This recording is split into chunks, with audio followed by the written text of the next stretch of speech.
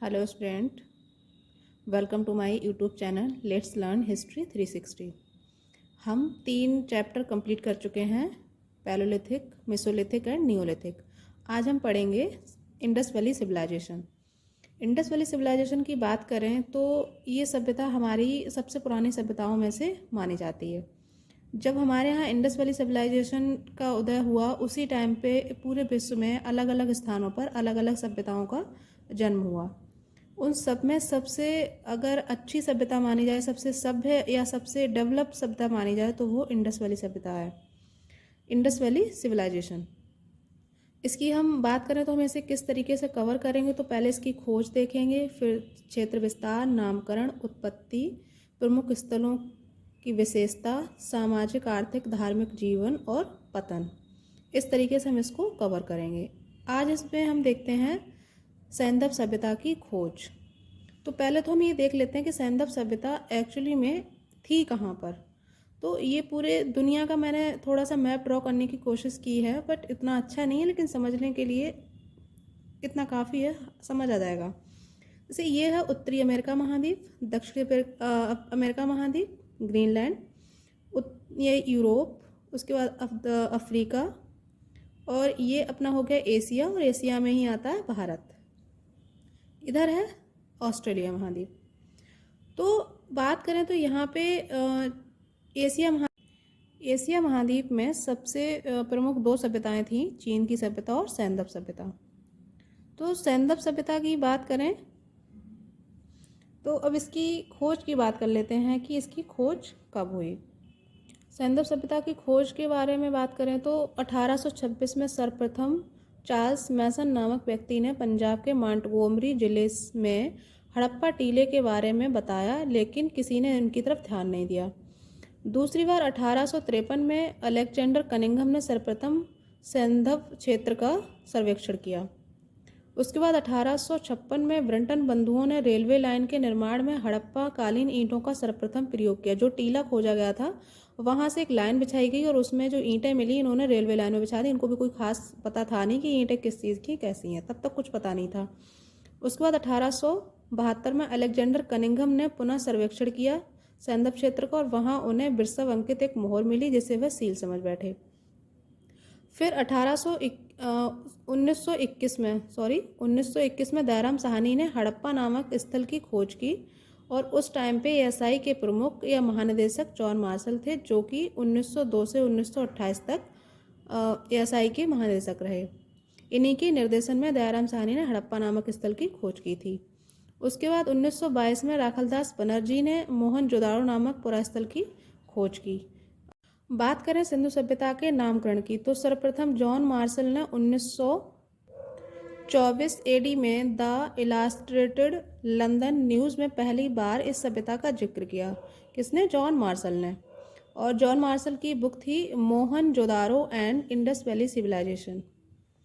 इस सभ्यता के बारे में किसने क्या कहा? तो बृहद सैंधव सभ्यता कहा M.R. मुगल ने। सिंधु सरस्वती सभ्यता कहा जाता है। घग्गर हाकरा संस्कृति की वजह से इसको सिंधु सरस्वती सभ्यता कहा जाता है। कांस्य सभ्यता इसलिए कहा जाता है क्योंकि यहाँ सर्वप्रथम जो धातु यूज़ की गई वो कांसा थी। हिंडन सभ्यता किसने कहा है? यूनानियों ने। हरियूपीय सभ्यता ये ऋग्वेद में कहा गया है सिंधु सभ्यता को। अब बात करते हैं सिंधु सभ्यता के क्षेत्र विस्तार की। तो क्षेत्र विस्तार देखा जाए तो ये north, south, east, west. North में सबसे नॉर्थ का जो क्षेत्र है वो मांडा पड़ता है चिनाब नदी पर। ईस्ट में देखा जाए तो आलमगीरपुर ये हिंडन नदी पर उत्तर प्रदेश में है। साउथ में देखा जाए तो दायमाबाद महाराष्ट्र में है, ये पुबरा नदी पर है।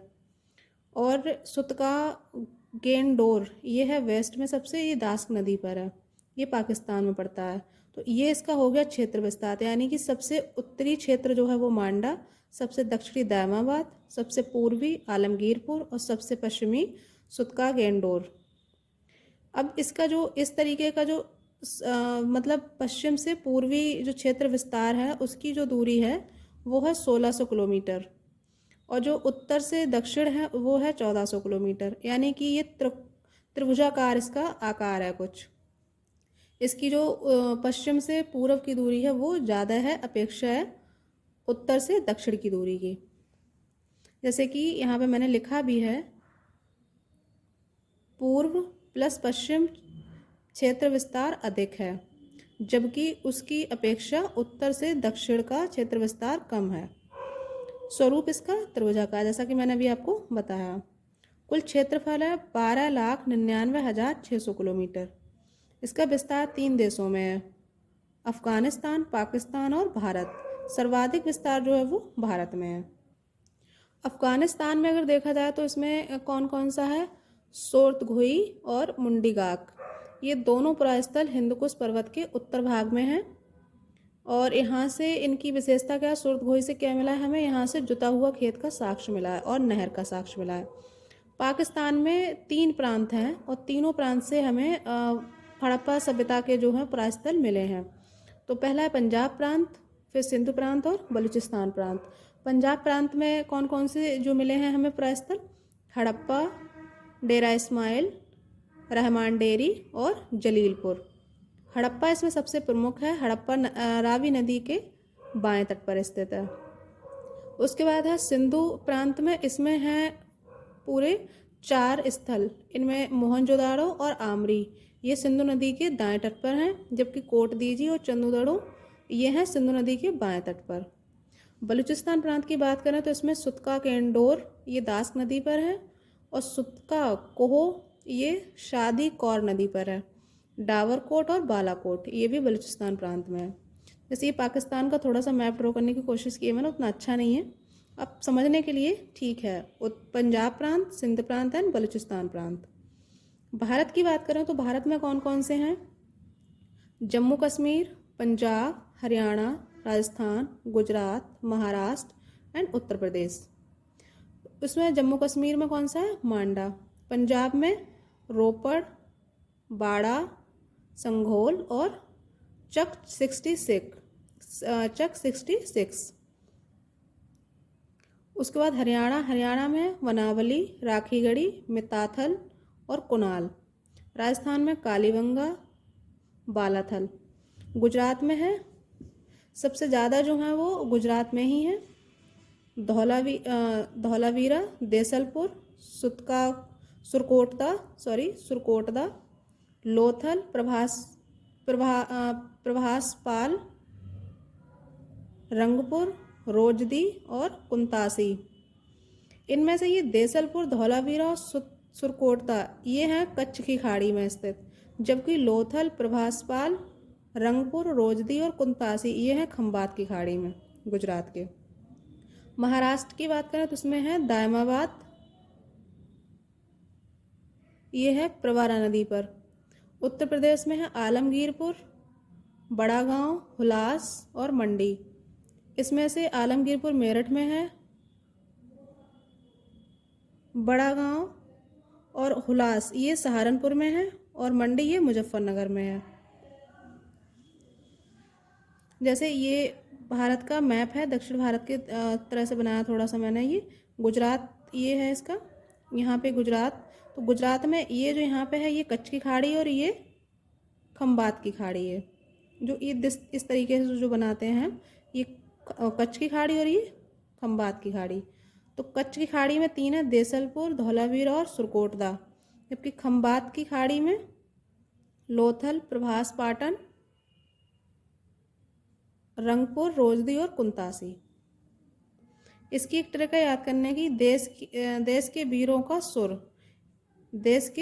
सुर, देसलपुर, धौलावीरा और सुरकोटदा ये कच्छ की खाड़ी में जो स्थित है उनका।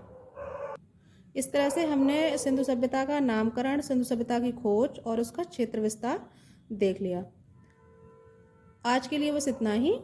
इसे आप अच्छे से याद करें और अपने नोट्स बनाएं और अपने पेपर में बेहतर करें। वीडियो अगर पसंद आए तो लाइक करें, शेयर करें एंड कमेंट्स करना ना भूलें।